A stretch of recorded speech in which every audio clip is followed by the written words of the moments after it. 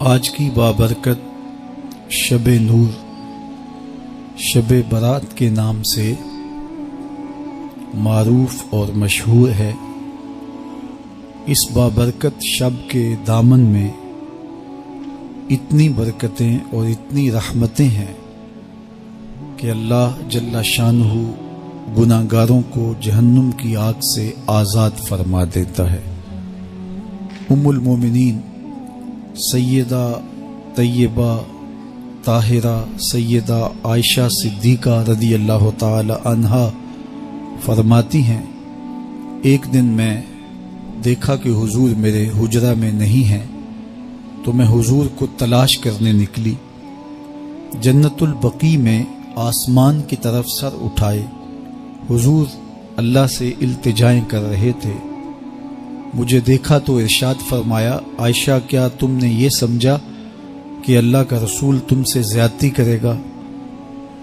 فرماتی ہیں میں نے عرض کی یا رسول اللہ صلی اللہ علیہ وسلم، میں یہ سمجھا شاید آپ کسی زوجائے محترمہ کے حجرہ میں تشریف لے گئے ہیں۔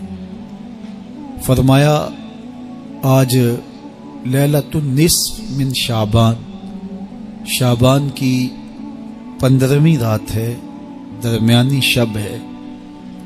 اس رات کو اللہ تعالی جل شانہ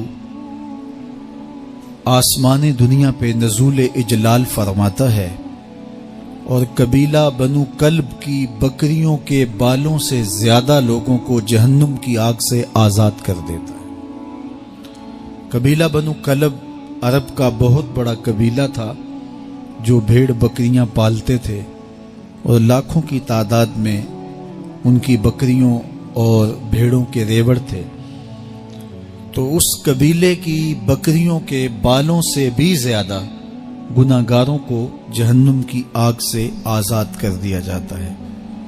تو یہ وہ بابرکت شب رحمت ہے، شب نور ہے، جس کے دامن میں اتنی برکتیں ہیں کہ کوئی محروم نہیں رہتا۔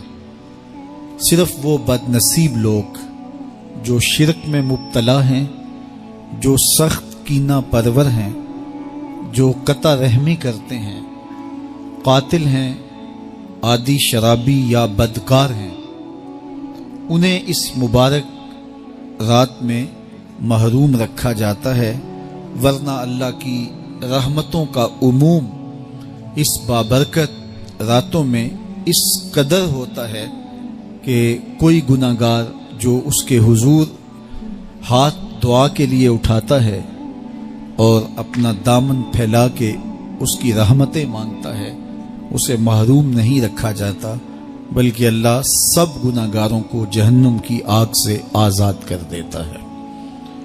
ایک روایت میں آتا ہے کہ اللہ لیلۃ النصف من شعبان، شعبان کی 15ویں رات کو آسمان دنیا پہ اپنی رحمتوں سے جلوہ گر ہوتا ہے اور فرماتا ہے کوئی رزق مانگنے والا، میں اس کی جھولیاں بھر دوں، ہے کوئی مغفرت طلب کرنے والا، میں اس کے گناہ معاف کر دوں، ہے کوئی مجھ سے عافیت مانگنے والا، میں اس کو عافیتوں سے نواز دوں، ہے کوئی فلاں چیز مانگنے والا، ہے کوئی فلاں چیز مانگنے والا۔ اس کی رحمتیں آواز دیتی ہیں اور یہ آواز غروب آفتاب سے لے کر کے طلوع فجر تک مسلسل بندوں کو دی جاتی ہے، اور بندے اس کے حضور اگر دستے طلب دراز کریں، اپنی جھولی پھیلائیں، تو اللہ تعالیٰ ان کو ان کے مانگنے سے بھی زیادہ عطا فرماتا ہے۔ اس امت کو اللہ تعالیٰ نے اس طرح کی راتیں دے کر کے مغفرت، بخشش، غفران اور رحمتوں کی فراوانی نصیب کی ہے۔ میرے حضور نے ارشاد فرمایا ایک شخص صبح سے لے کے ظہر تک مزدوری کرتا ہے، اس کو ایک قیرات ملتا ہے۔ ایک ظہر سے لے کر عصر تک مزدوری کرتا ہے، اس کا وقت تھوڑا ہے لیکن اس کو بھی ایک قیرات ملتا ہے۔